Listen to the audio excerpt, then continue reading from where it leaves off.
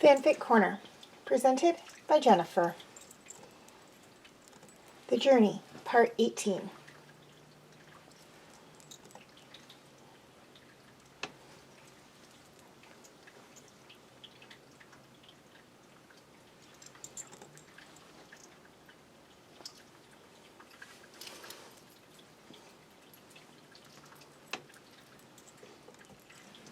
He draws Ezrin and bait for the first time in a while.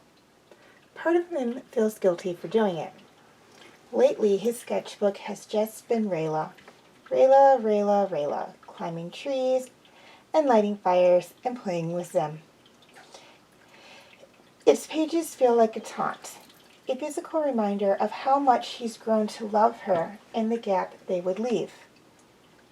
If he tore them out, would it be noticeable to...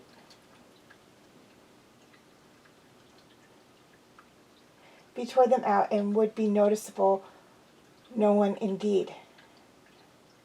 Be a noticeable no one indeed. So he draws Ezrin instead today. Maybe that will hurt less. It doesn't. It just reminds him of how much he misses his brother and how alone he feels without him.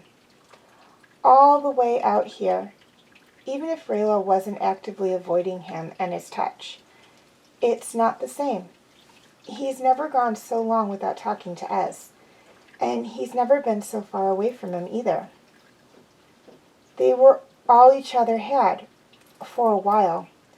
They were two brothers in a far too big castle, whose mother had died and whose father often didn't have time for them, no matter how much he wished he could. He doesn't realize he's crying about it until his tears mar the page. Callum blinks, surprised.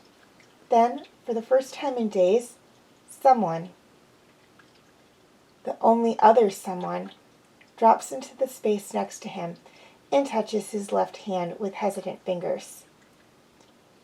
"I miss him too," Rayla murmurs. Callum scoffs and rubs the tears from his eyes with the heel of his hands.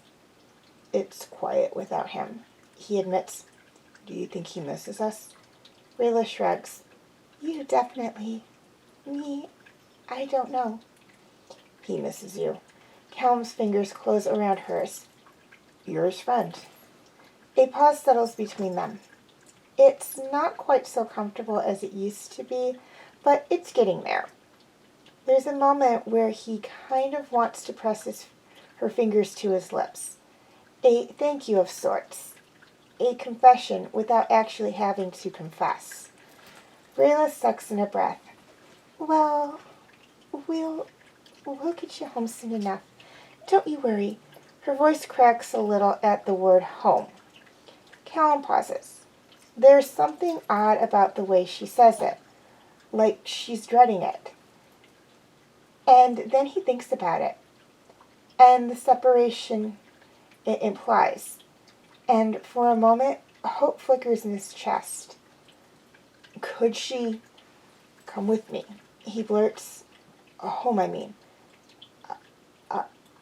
I know logistics aren't straightforward.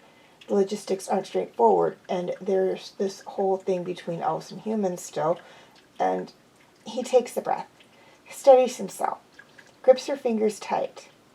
"You're all I have out here, Rayla. You and Ez. You're my family now, and I need you with me after all this is over." She swallows audibly. Something like anguish flashes in her eyes.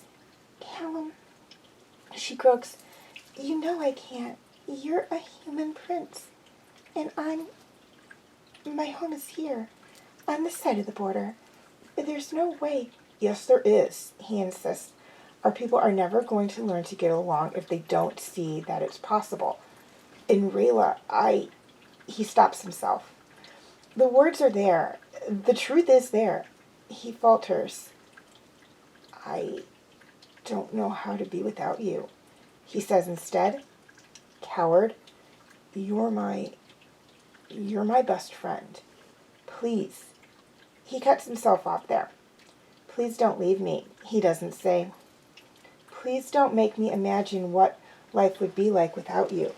You have to know by now that I... Just consider it, he finishes stupidly. Please? She doesn't answer. Not immediately. But in the end, she grips his hand back, and she doesn't pull away.